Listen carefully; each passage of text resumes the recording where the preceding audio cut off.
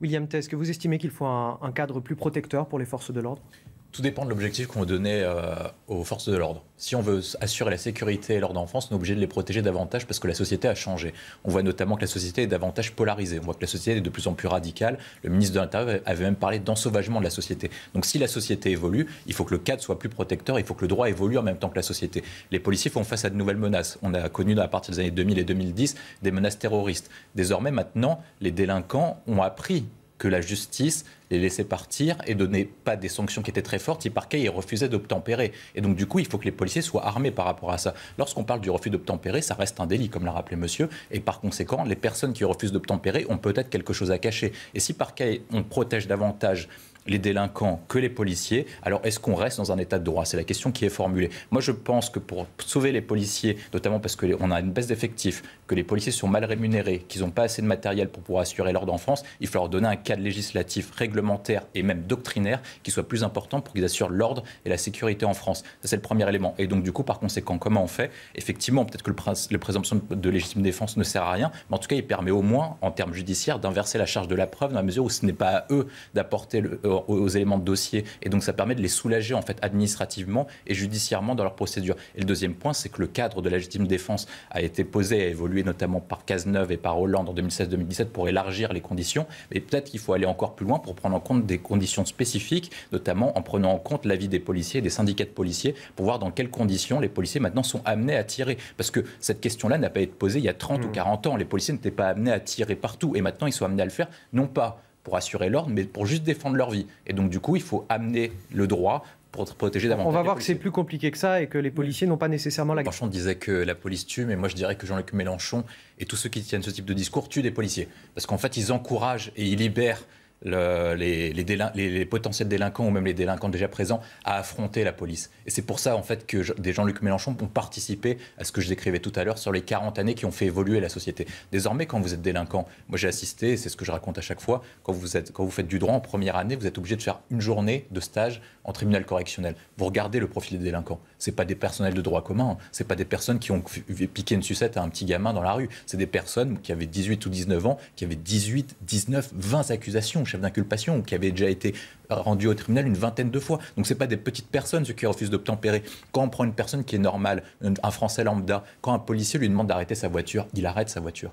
Et pourquoi est-ce que ces personnes refusent d'arrêter leur voiture? C'est parce qu'ils contestent l'autorité républicaine. Et le discours de Jean-Luc Mélenchon est en phase en fait avec cette contestation de l'autorité. C'est en phase avec les idées qu'il a propulsées pendant une trentaine, une quarantaine d'années, qui est de contester l'autorité de l'État pour en fait basculer vers une nouvelle ère. Il veut plus que ce soit l'État qui possède, comme ce qu'appelait Max Weber, le monopole de la violence légitime. Il considère que l'État en fait est profondément raciste, comme le rappelait Sébastien Ligné, et donc du coup qu'il est profondément injuste. Et il veut réparer cette injustice en donnant le pouvoir aux délinquants et à son électorat potentiel pour renverser la charge de la preuve et pour renverser le rapport de force entre l'État et les personnes qui sont délinquantes, qui refusent d'obtempérer. Et donc ce que fait pour Jean-Luc Mélenchon, une part, c'est ignoble, parce que c'est à des fins uniquement électorales, et ce n'est pas à des fins d'homme d'État, c'est comme ce qu'il prétend incarner. Et deuxième point, je pense que ce qui est plus grave, c'est qu'il participe à la déconstruction française, qui fait en sorte que c'est plus l'État et les forces de l'ordre qui font régner l'ordre, mais c'est davantage, dans certains quartiers, la loi des gangs et les délinquants.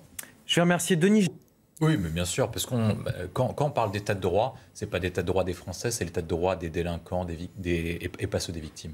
Quand on parle, bien sûr, je vais vous expliquer pourquoi. Parce qu'en fait, l'état de droit français a été créé, et notamment toutes les conventions internationales qu'on a signées, donc la Convention européenne des droits de l'homme et tout le patatras qui va aux alentours, ont été signés après la Seconde Guerre mondiale, notamment pour éviter ce qu'on appelle le totalitarisme et le nazisme. Mais est-ce qu'il y a un risque aujourd'hui, nazisme et totalitarisme en France? Est-ce que quelqu'un croit vraiment qu'Emmanuel Macron va imposer une ère totalitaire en France? Non, ça veut dire que ces règles de droit ne sont plus adaptées à la société actuelle. Elles ont été imaginées en 45-50 pour une société de 2022 à une ère des réseaux sociaux où les mentalités sont complètement différentes. Est-ce qu'en 1945-1950, on imaginait que quelqu'un puisse se balader en boîte de nuit pour attaquer des gens avec des seringues?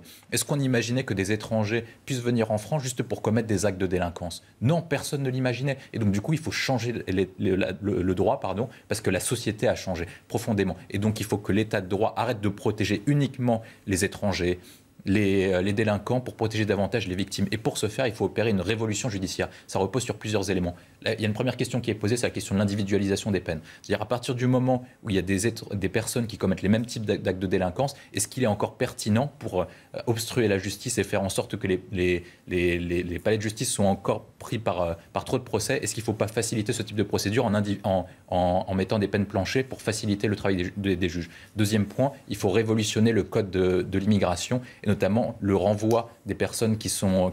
Donc là, clairement, la question qui est posée, c'est le fait d'avoir un enfant en France. Est-ce que cela justifie que cet homme reste sur le territoire français malgré... C'est même pas le droit français en fait qui permet de le faire. C'est parce que la France a transposé plusieurs conventions internationales qui obligent de projeter ce type de ressortissants. C'est à la fois le Conseil de l'Europe, la Convention européenne des droits de l'homme et les directives de l'Union européenne qui sont obligées. Et donc du coup, la France est obligée de le faire. Et se pose une question, c'est est-ce qu'on sort de ce carcan pour protéger davantage nos intérêts ?